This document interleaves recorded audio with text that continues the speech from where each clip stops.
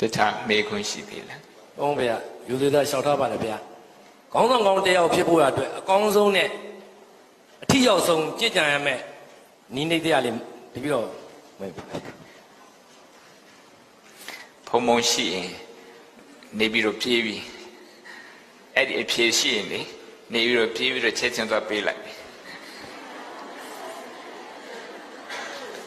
မရှိလို့နေပြီးတော့မတရားမဟောဘဲနဲ့ဒီတက်ကသူမတရားလာဟောတာအဲ့ကြောင့်ဘုံဘုံအဖြေမရှိဘူးဒါမဲ့ဘုံဘုံယုံကြည်တဲ့ဟာလေးပြောပြချင်တယ်ခေါင်းဆောင်ဆိုတဲ့ပုဂ္ဂိုလ်ကလေသူ့ရဲ့ stress ကိုသူဟိုလောက်နိုင်တယ်သူရဲ့ stress ကိုသူ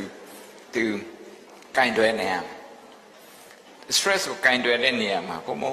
ဥပမာလေးကျောင်းသားယဟန်တော်တွေကိုပြောခဲ့တဲ့အရင်ဘက်ကပြောတဲ့ခါလေးပြန်ပြောပြန်ဦးစင်းငယ်လေးတွေတရားဟောဖို့ဒီကျင့်နေတဲ့စာတတ်ကိုယ်တော်လေးတွေပေါ့သူတို့က Q&A ဒီလို Q&A လို့မှအရင်ကြောက်တယ်ဆရာတော်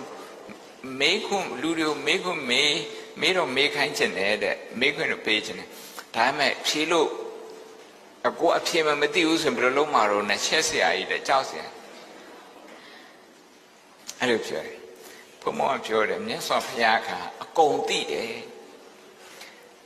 အဖြေမှအကုန်သိတယ်ဒါပေမဲ့အဲ့ဒီအဖြေမှတော့သူအကုန်မဖြေဘူးမေခွန်းတွေအကုန်မဖြေဘူး relevant မဖြစ်တဲ့မေခွန်းတွေအကုန်မဖြေဘူးသူမဖြေဘူးနောက် prioritize လုပ်ပြီးတော့ဖြည့်တယ်မြတ်စွာဘုရား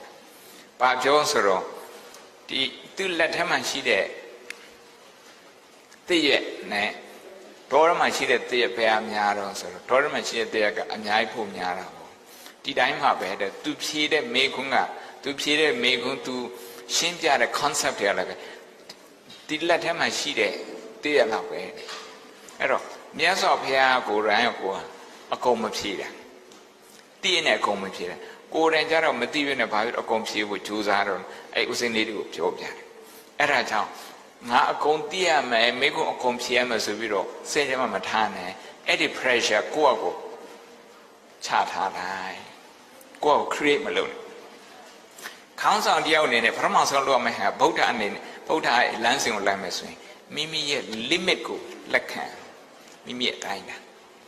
၄နှစ်ဆိုရင်ဘယ်လောက်လုပ်နိုင်9နှစ်ဆိုဘယ်လောက်လုပ်နိုင်10နှစ်ဆိုဘယ်လောက်လုပ်နိုင်အဲ့ဒီအတိုင်းတာလေးလက်ခံမြတ်စွာဘုရားကသူ့တရားတော်လူတွေဘယ်လောက်ထိလိုက်နာနိုင်လို့ဒီပါရမီဖြည့်တဲ့အချိန်တုန်းကဘုရားလောင်းဘဝတော်ဆိုရင်လူတွေအားလုံးကိုကူညီခြင်းတယ်အားလုံးရဲ့ခေါင်းဆောင်ဖြစ်ခြင်းတယ်မြတ်စွာဘုရားအားလုံးခေါင်းဆောင်ဖြစ်တယ်တကယ်ဘုရားလည်းဖြစ်ရဖြစ်အောင်ဟာငါတိထားတဲ့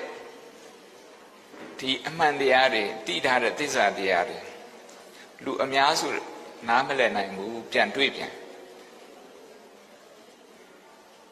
တရားဟောမလားမဟောဘူးလား